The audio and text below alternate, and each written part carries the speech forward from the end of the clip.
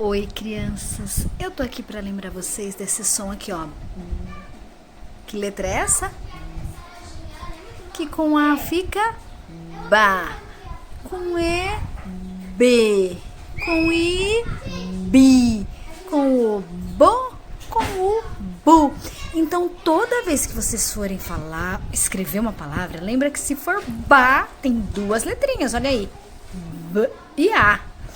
Então, eu vou escrever, por exemplo, sabão. Sa, S-A.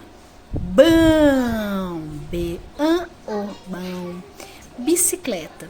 Eu escrevo bi, B-I, bicicleta. Não esqueçam, vai fazer o bá, bebi, bobus, põe essas duas letrinhas. Tchau, tchau.